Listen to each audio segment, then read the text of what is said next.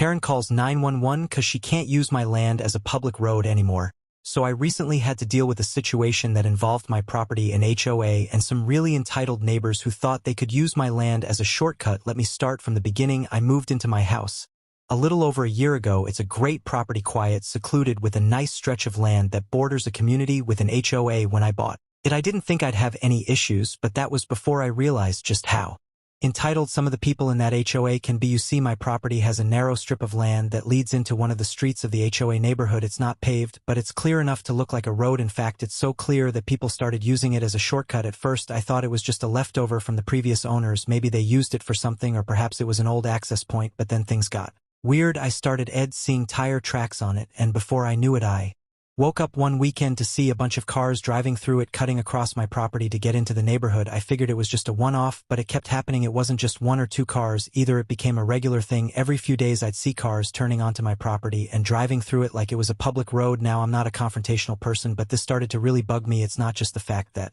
they were trespassing, but the way they acted like it was no big deal. I'd stand outside and wave at them, trying to let them know this wasn't a public road, but most of the drivers just ignored me or gave me a look like, what's the big deal? The first, I didn't do much. I just figured it was a one-time thing and I'd get used to it. But then one morning I came home from work to see a car turning too wide onto the strip, and when it did, the tires spun out, tearing up a good chunk of my yard. That was the last straw for me. I called up the HOA, explained the situation, and asked if they could do something about it. You'd think they'd want to keep things under control, right? Well, apparently not. They told me since the strip of land wasn't part of their jurisdiction, they couldn't do anything about it. That was when I knew I'd have to take matters into my own hands. I started planning for a fence. I wasn't going to sit around and wait for someone else to fix this. I went ahead and hired a contractor to put up a sturdy gate with a fence around the property. I also put up no trespassing signs along the strip. I didn't want anyone claiming ignorance if they got caught on my property. From my online research, I'd read that HOA boards often ignore situations like these, especially when they aren't directly involved in the property management. Many homeowners in similar situations often find themselves stuck when dealing with an HOA that doesn't act or enforce its own rules, and that seemed to be the case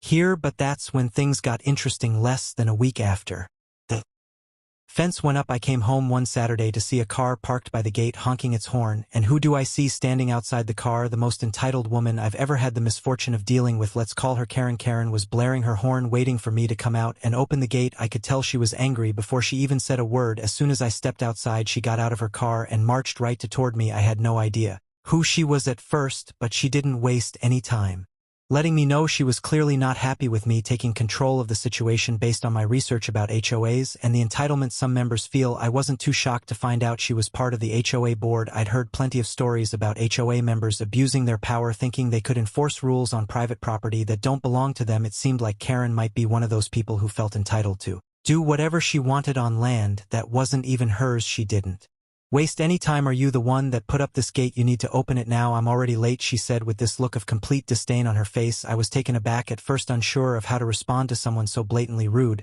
but then I remembered what I had read about HOA disputes. People like Karen will often feel entitled to whatever they want because they're used to being in control. It's not uncommon for homeowners in HOA communities to experience problems with neighbors trying to take advantage of their property rights, especially when there's no clear enforcement of boundaries. At that moment, I realized I had to be firm with her or else this would keep happening. So there I was, standing in front of this woman who clearly wasn't used to being told no. I wasn't going to back down. I calmly told her, this is my property, and I don't want anyone driving through it. You're trespassing. Of course, she didn't take that well. Her face turned red with anger as she shot back, you can't block this road. I'm on the HOA board and we've been using this access point for years. You have no right to stop us. I'll have you know the HOA will hear about this, and you'll regret it. I tried to remain calm. I'd done my research on HOA rules, and it was clear to me that even though Karen was part of the board, she had no right to tell me what to do with my property. I explained to her that the strip of land wasn't a public road, it was part of my property, and I had every right to restrict access, but Karen wasn't hearing any of it. She kept demanding that I open the gate, her voice rising with each word. You'll regret this. You don't know who you're messing with, she said, taking out her phone and dialing something likely to make her complaint known to the HOA. I wasn't sure what she thought she could accomplish with a phone call, but I wasn't about to entertain her tea-tum. Then it happened. She actually called the police. It's not uncommon for HOA conflicts to escalate in bizarre ways. Some people feel that if they're on the HOA board, they're above the law or can somehow control the neighborhood's rules, even if it involves private property. That's exactly what Karen was trying to do, use her HOA position to intimidate me into letting her use my land for free. From my research, I knew that the HOA couldn't control anything outside its neighborhood, and that included my property, so when the police arrived I was confident they'd back me up. The officer who approached me was polite but clearly confused about the situation. We got a call about someone blocking a road. He said, looking at the gate I had put up, "Is this a public road?" "No, officer," I replied, "this is my property, and I put up the gate to stop people from using it as a shortcut. The person who called you Karen was trespassing on private property. She's trying to use it like a public road, but it's not." I showed him the property map I had obtained from the township to prove that the land was mine. I'd made sure the fence construction adhered to the property lines and everything was legal. The officer looked at the map and nodded. "Okay, I see, that's clear. This is private property. I'll go speak to the other officer." I could hear Karen arguing with the other officer, but I wasn't too concerned. The officer came back to me looking calm. "I'm sorry, but she's been misinformed," he said. "This isn't a public road and you're within your rights to block access to it. I'm going to explain that to her." It seems like she didn't understand the situation. As he walked away, Karen was still shouting about how the HOA would come after me. I couldn't help but roll my eyes. The more she protested, the more ridiculous it sounded. In HOA conflicts like these, people often overestimate their authority. HOAs can impose rules within their community, but they have no jurisdiction over private property outside the neighborhood, especially when it comes to matters like trespassing. I knew that from the many cases I'd read about. People in similar situations had won court battles or simply forced the HOA to back off by standing their ground. I couldn't help but feel a sense of relief as the officer spoke to Karen. It was clear that they were on my side. But then Karen took things to the next level. As the officers finished their conversation with her, she came storming up to me, practically seething with anger. "This isn't over," she hissed. "I'm going to make sure the HOA takes action. You're going to regret doing this. You can't just block access to a road that's been used for years." I wasn't intimidated. I calmly responded, "Go ahead, but just know this is my property, and I have every right to do this. If anyone tries to use it again,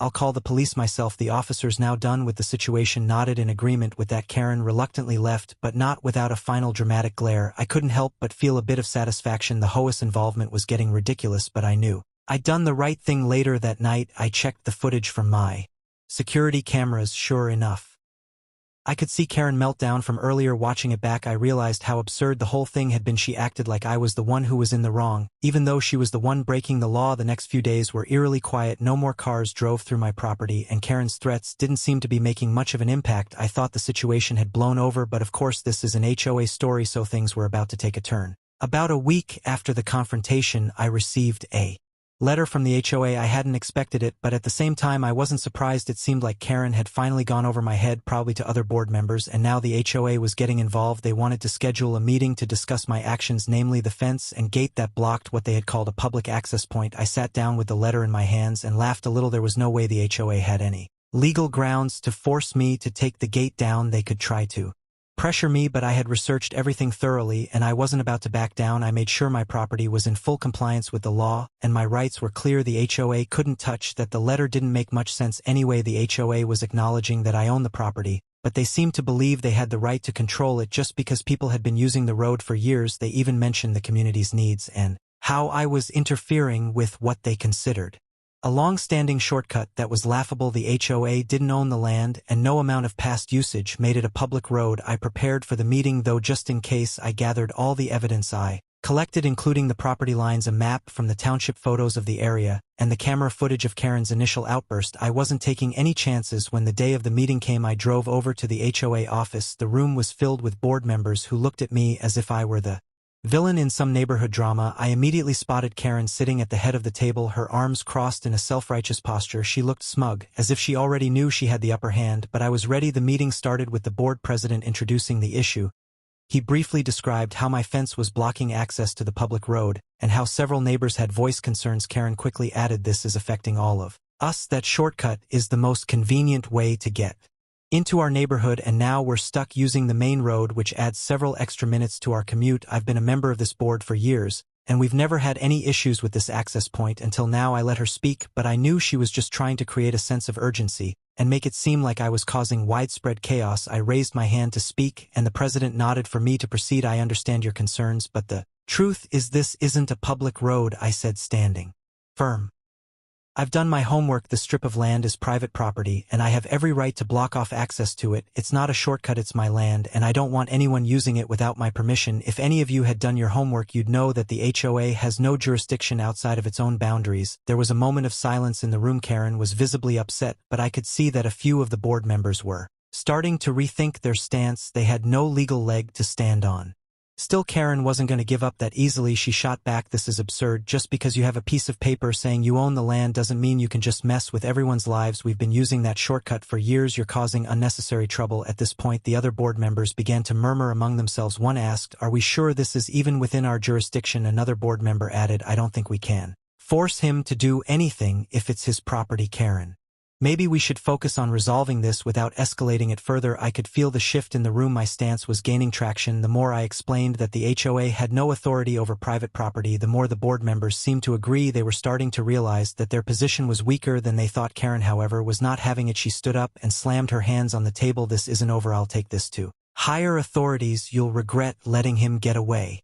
With this, the president raised his hand to calm the room, clearly trying to avoid further escalation. "Karen, I think we've discussed this enough for now. We'll need to review the legalities and talk with our attorney before making any further decisions, but for now it seems we don't have much choice but to respect the property owner rights." It was a small victory, but it felt like a big one. Karen wasn't done, though. I knew she'd keep pushing, but I was prepared for whatever came next. The HOA, however, seemed to be backing down, understanding that they were on shaky ground legally. After the meeting, things seemed to settle down for a while. The HOA had told Karen they would review the legalities, but I could tell from their hesitancy that they weren't eager to push the issue further. Karen, however, wasn't one to back off easily. Over the next few weeks, I received several more letters from the HOA, each one more aggressive than the last. They insisted I needed to restore public access and suggested I remove the gate or risk further legal action, but I knew they were bluffing. In the meantime, I continued with my life, secure in the knowledge that I had done everything right. I checked the cameras regularly just in case anyone tried to trespass again. I also reached out to some of my neighbors who had been using my property as a shortcut. Surprisingly, some of them apologized and promised they would never use the road again. Others seemed different, but at least I knew I wasn't entirely alone in this. Then one day, while I was out running errands, I received a call from my lawyer. Apparently, Karen had contacted a lawyer of her own and was planning to take me to court. She claimed that the HOA had authorized the road as a public access point and that I had violated some sort of community easement by blocking it. My lawyer quickly assured me that there was no such easement in place and that the HOA had no legal standing in the matter. It was nothing but an attempt to bully me into removing the gate. Still, Karen's persistence was getting under my skin. I knew that the legal battle could drag on, and I wasn't prepared to waste my time and money on it, so I decided to take one more step to ensure I was fully protected. I reached out to a local news station that specialized in property rights and HOA issues, hoping to shed some light on what was really happening here. I sent them a brief outline of the situation, along with photo of my property, the fence, and the letter from the HOA. To my surprise, they responded quickly and wanted to do an interview. A few days later, I found myself sitting in front of a camera explaining how the HOA was overstepping its bounds and how I was simply trying to protect my private property. The news team was supportive, and I made sure to mention how I had gone through all the proper legal channels to make sure my actions were legitimate. I also talked about the HOA's track record of ignoring resident concerns and prioritizing their own agenda over the needs of the community. The interview aired on local news that evening, and the response was overwhelming. The following week, Karen called again, but this time she wasn't as forceful. In fact, she seemed almost apologetic. "I saw the news," she said, "and I realize I may have overreacted." She told me that after seeing the coverage, some of her neighbors had spoken out against her and the HOA's tactics. She admitted that the HOA had no real claim to the land, and that she had been too aggressive in trying to force me to change my property. She apologized for the way she had acted. I was stunned. This wasn't the Karen I had dealt with weeks earlier. I wasn't about to forgive her completely, but I could tell she had realized the error of her ways. It was an unexpected turn of events,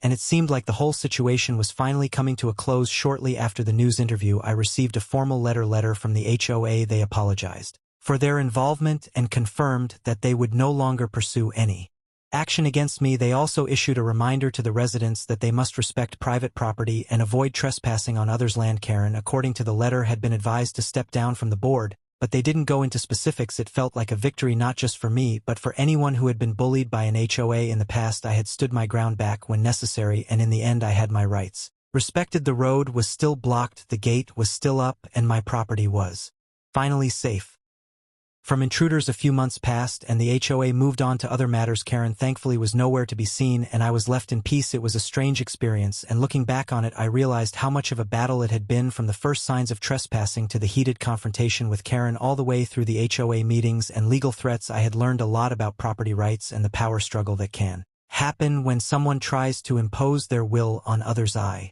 Still get some occasional questions from neighbors who ask about the fence, but most have accepted the situation. The HOA hasn't bothered me since that last letter, and for the first time in a long while I can honestly say I feel at peace with my property. Sometimes I still catch a glimpse of someone driving down the main road and wonder if they ever regret using that shortcut, but one thing is certain: they'll never be able to take my property from me again.